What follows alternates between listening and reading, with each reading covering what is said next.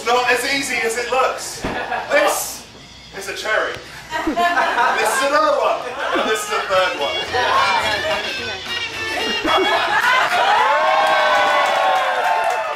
The banana.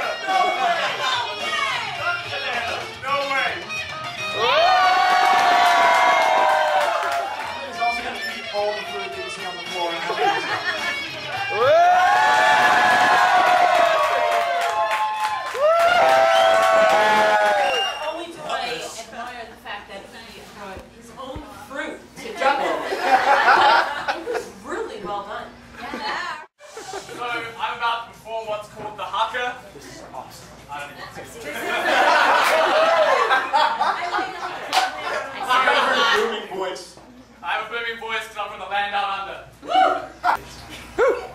Slap the hands against the thighs. Pump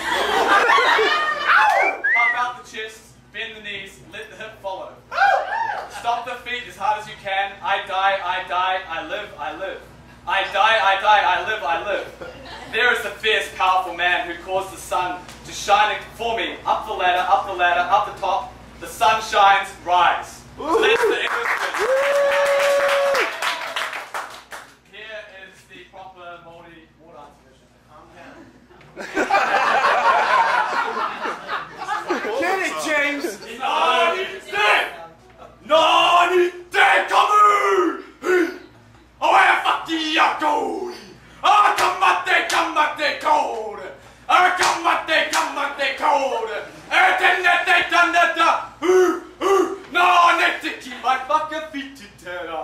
Aupane! Aupane! Aupane kupane whititera!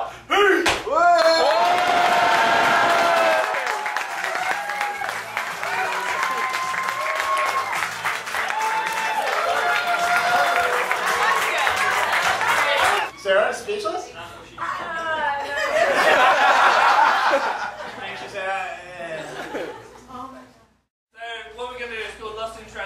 Scott is going to tell a story, a real story that happened to Scott, so that's made interesting in itself, or may have happened to Scott. And he's going to speak in Cockney rhyming slang. I'm going to translate to you in English, the Queen's English, and because you don't speak that, Shep will translate for you in For example, you might see a nice young lady and say, oh, she's got a nice arris. Well, Aris means, well, it's short for Aristotle. Aristotle rhymes with bottle, bottle and glass, arse. Try and follow along. Hey! I'm gonna use that one. Ready? So I set up on this blind date with this tasty little number, which was a bit of a surprise to me, to be honest. As typically speaking, the type of birds I've been set up with on a blind date in the past are boat races that resemble a slapped Aris. Scott went courting with a young lady, hesitant to the fact that in the past the quality of the young ladies has been less than favourable. Scott tried to get laid with some chick.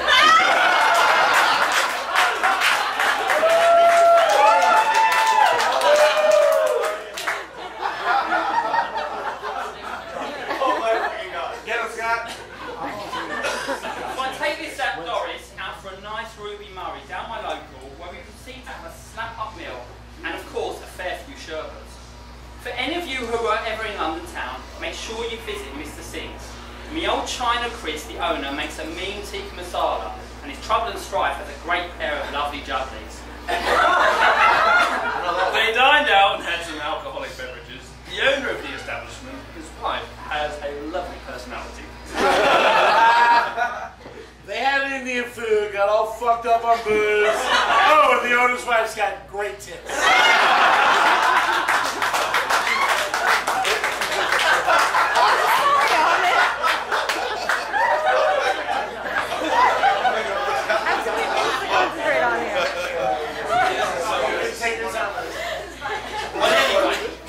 Before you know it, this little darling is falling all over the place to have some more. Or falling all over the place, having had more than her fair share of Quentin Tarantino, considering her tight little unit. So being the geezer that I am, I pay the Jack and Jill and offer to walk her back to her Mickey Mouse. But lo and behold, and to my delight, she decides she would rather join me at my cat and mouse for a nice cup of Rosie Lee. Well, no sooner have we got in the Roger Moore than this little treacle goes all nymphomaniac on me and makes it clear that a cup of Bruce Lee ain't exactly high on her agenda. Anyway, without going into details, I managed to chalk up another one on the board for the boys. Now, totally out of character, but considering the state she was in following her drinking session, I decided to let this Doris crash the night. Then what happened will blow your Chinese blind. I've gone to splash my boots and taken Ali G, and when I get back, she's got my dog and bone in hand and goes all Patrick Swayze on me. About messages she's read about other birds. Well, you can imagine that I was not best pleased. This was only the first day, so I told her to get her shit together and leave. When she refused, I told her. I said either get dressed and get out, or I'll pick your clothes up and throw them out myself, followed by you in nothing but your birthday suit. So thankfully, she chose to leave of her own accord and I went happily to bed. Oh, did my heart love until now. Very exciting. I have not seen pure beauty till tonight. Relax, buddy. He took the struggling chick back to his place, got fucked, then he kicked her out of bed when she went mental. But, wait, that's not the end of it. So about a week later, I'm with a few of the old Chinas playing a bit of the Xbox, and telling them the story, and of course exaggerating a bit in some of the details, as any self-respecting geezer would do. When wouldn't you know it, Miss Sharon's phone rings, and it's this bird calling me up from the local nuclear sub, having got well and truly Oliver twisted. Well, she began ranting about how she wants to see me for a quick Donald Duck. Well, as you can imagine, this is doing wonders for the old ego, especially when I show my mates some of her body mixtures on Facebook to emphasise just what great Bristol City she has. The heart is but a complex organ, and Cupid's arrow hath struck this young lady square upon the chest. Enough was not enough for this fair maiden, and she called upon our dear Romeo. Enough. This chick is so fucking messed up. He called up Scott for a booty call. I know what you may be thinking. I should have jumped to the chance. But you see, a bird as psycho as this is just Barney Rubble. So I told her that it was a good idea and that we should call it a day. However, this girl was relentless. And by this time it was just comical. So I did what any Jack the Lad in my situation would do. I put her on loudspeaker so my mates could hear her chew the fat.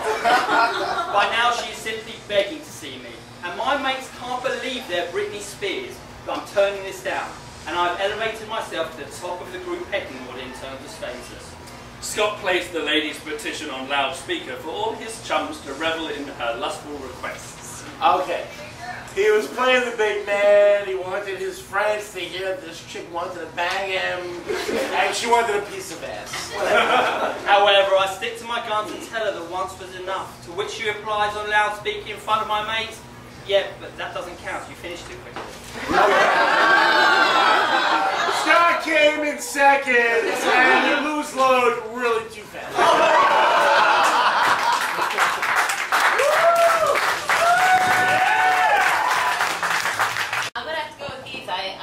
I enjoyed it. I thought the originality was fantastic. However, I couldn't wait to get to Chet's part to understand what the fuck they were all talking about. Allow me to introduce myself.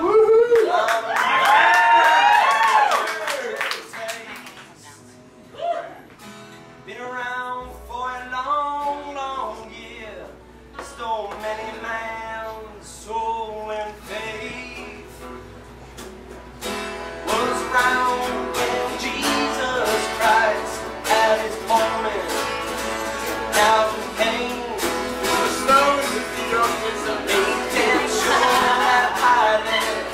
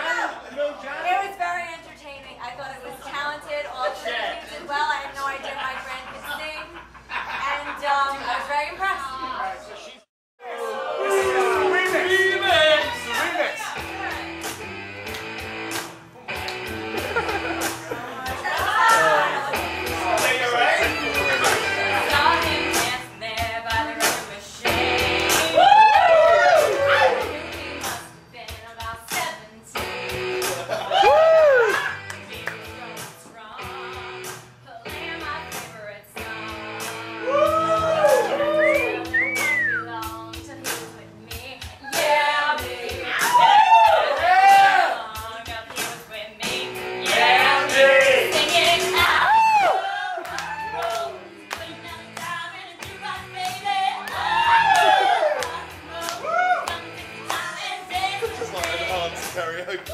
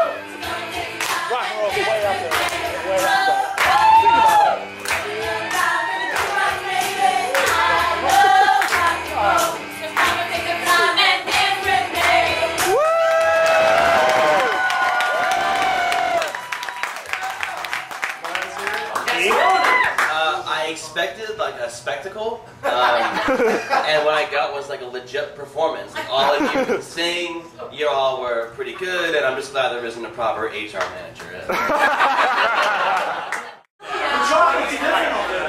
And in third place,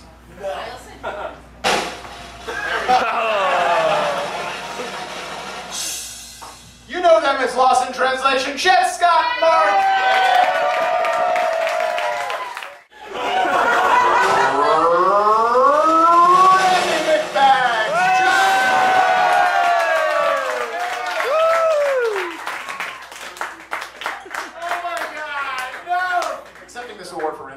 John Masood.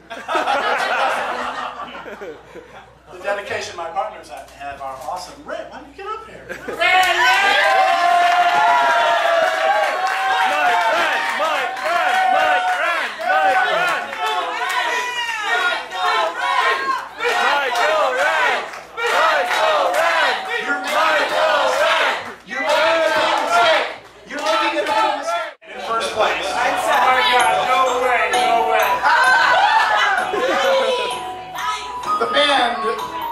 You all come to love. This seems like it might have been rigged.